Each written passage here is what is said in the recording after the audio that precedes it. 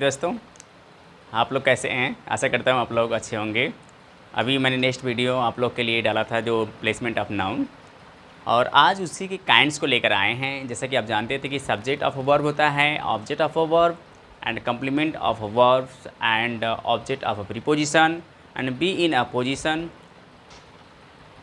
Are another noun. ये आपको बताया गया था, ठीक है डियर। यानी 5 प्रकार से आप फंक्शन जानते हैं नाउन के। तो आज जो मैं लेकर आया हूँ पहला function subject of a verbs. जी हाँ, सब्जेक्ट ऑफ अ वर्ब्स क्या होता है उसी के बारे में जानकारियाँ लेंगे और जानेंगे कि कोई भी नाउन सब्जेक्ट के स्थान पर आएगा तो कैसे कार्य करता है, क्या कहलाएगा, चाहे वो प्रॉपर नाउन हो, common noun, collective, material and abstract. ये 5 नाउन होते हैं, ये आएंगे तो क्या कहेंगे, चाहे काउंटेबल हो, अनकाउंटेबल हो, कॉन्क्रीट नाउन हो या एब्स्ट्रैक्ट नाउन हो। ये सब नाउन जो होते हैं सब्जेक्ट के स्थान पर आएंगे और कार्य करते हैं तो वो सब्जेक्ट ऑफ अ वर्ब कहलाएंगे। जी हाँ दोस्तों, तो देखिए मैं बोर्ड पर लिखा हूँ उसकी परिभाषा, definitions that is written here. Subject of a verb यानी क्रिया के रूप में सब्जेक्ट का काम करना, ठीक है। तो देखिए अनाउन फंक्शंस, जो नाउन का फंक्शन है, नाउन के जो कार्य होते हैं एज, जैसे कि a subject of a verb, subject of a verb यानी क्रिया का सब्जेक्ट के रूप में काम करना। वेन, जब it falls under the phrase, you know guys, phrase, phrase क्या होता है dears, you know, tell me yes sir no sir, you know, tell me phrase, you know guys, phrase is a word or a group of words that has a subject. No, that has no subject and no object, but it has a group of word and it gives meaning, you know guys, phrase. So here when, जब, it falls under the phrase, phrase के अंदर में आता है, and goes, और goes जाता है before the principal verb of the phrase, उस फ्रेज का जो वर्ब होगा वह प्रिंसिपल वर्ब से पहले होगा, यू नो, प्रिंसिपल वर्ब से पहले होगा। ये बात कह रहा है सब्जेक्ट ऑफ वर्ब के लिए। जैसा आप जानते हैं कोई भी अगर आप सब्जेक्ट लेंगे, जैसे मैंने ले लिया राधा, आप जानते हैं राधा, जैसे कहता है राधा, तो राधा क्या, तो राधा ये आपका सब्जेक्ट के रूप में आई हुई है, ठीक है। तो राधा प्लेज हॉकी, तो हूँ प्लेज हॉकी, तो राधा प्लेज हॉकी, तो यही राधा आपका क्या बन जाएगा, सब्जेक्ट ऑफ अ वर्ब बनेगा, ठीक है। अगर मैं इसकी तरह बात करूं कि दिस बॉय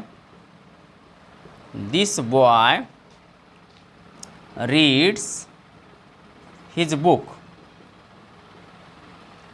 अंडरस्टैंड। तो मैं पूछूं कि हु रीड्स हिज बुक, तो दिस बॉय क्या हो जाएगा dears, subject of a verb हो जाएगा। That's clear. और मैं पूछूं कि बॉय क्या है, तो इस बताएंगे हम कि कॉमन नाउन है, और राधा क्या है, प्रॉपर नाउन है। That's clear. टेल मी, अगर मैं कहूँगा कि गंगा यानी the Ganga is a Holi river, तो आप देख रहे हैं ना ये जो गंगा है ये होली रिवर के रूप में आई है, तो ये क्या है, पर्टिकुलर नेम है किसी रिवर का, गंगा, तो ये गंगा ही क्या हो गया, प्रॉपर नाउन हो गया, और ये सब्जेक्ट ऑफ अ वर्ब के रूप में हो रहा है। और सब्जेक्ट ऑफ अ वर्ब, अब ये कैसे फ्रेज, देखिए ये क्या है, ये इज क्या हो जाएगा, ये इसी इज को हम मेन वर्ब कहेंगे, या तो इसको आप जानते हैं प्रिंसिपल वर्ब के रूप में भी, ठीक है। प्रिंसिपल वर्ब को जो रूप होता है उसके रूप प्रिंसिपल वर्ब के क्या क्या होते हैं आप जानते हैं, फुल वर्ब भी उसे कहते हैं, लेक्सिकल वर्ब भी कहते हैं, मेन वर्ब भी कहते हैं ना, ये होता है बेस वर्ब भी इसे कहते हैं। तो गंगा आपका क्या हो जाएगा, यहाँ पर आपका सब्जेक्ट है, ठीक है, तो सब्जेक्ट ऑफ अ वर्ब आ जाएगा। जैसा कि आप जानते हैं, अगर मैं कह दूँ the dog barks at stranger,